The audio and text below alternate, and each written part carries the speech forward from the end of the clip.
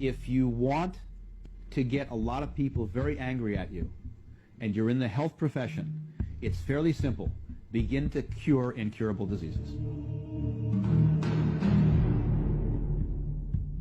It would ruin the economy. Billions of dollars. And we live in a medical dictatorship. The big pharma, the huge pharmaceutical companies that make billions on cancer,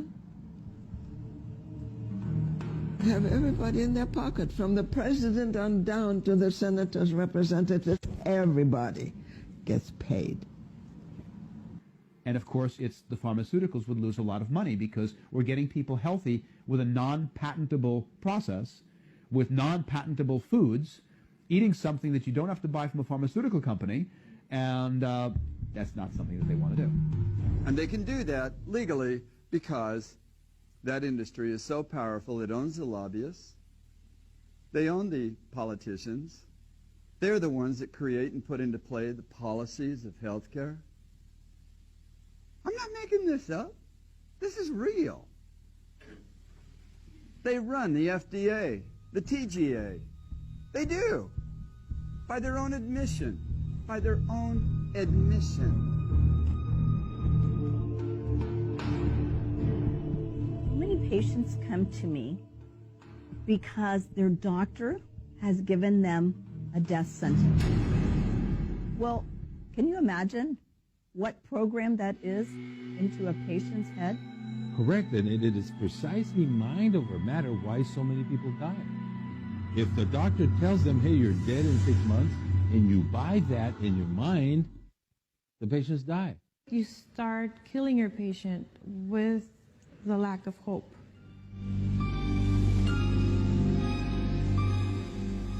Out of the thousands of people I spoke to, many have said that they've been rushed into treatment immediately, sometimes having surgery as soon as the very next day. And there has been little discussion, if any at all, about what their choices are and how to actually heal their body from cancer. They are being told that they gotta start the chemotherapy immediately, like yesterday, not even today or tomorrow, or they're gonna die soon. Yeah, that's closing the sale. These doctors are like storm windows and storm door salesmen, citing, you know what I mean? Oh, you got to do this right away, man. This will save your life. This is a widow maker, you know, that type of thing. They lie. There was a study in Göttingen in Germany some years ago where they had women over 80 years of age with breast cancer. 50% of these were operated, had radiation. The other 50% were sent home without any kind of treatment. And who lived the longest? Those who had no treatment at all lived averagely 11 months longer than those who were treated. I can't tell you how many of my clients come to me and have had mastectomies. That's the removal of the breasts, or double mastectomies. When there is no research that there is any life extension removing the breasts, and these women are scarred for life. That's how medieval conventional medicine is.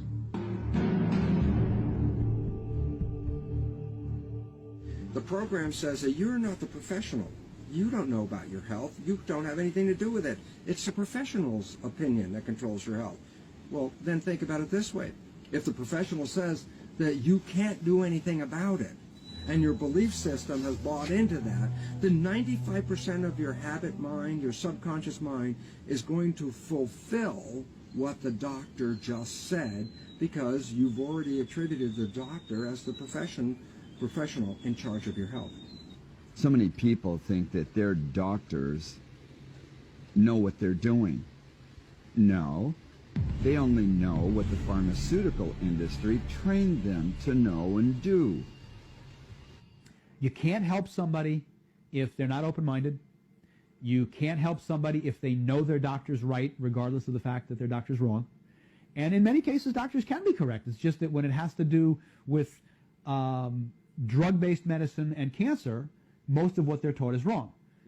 what we have is an upside-down system in which everybody has this Western idea that there's a drug and we'll have a label for everything. And so the system is badly out of control.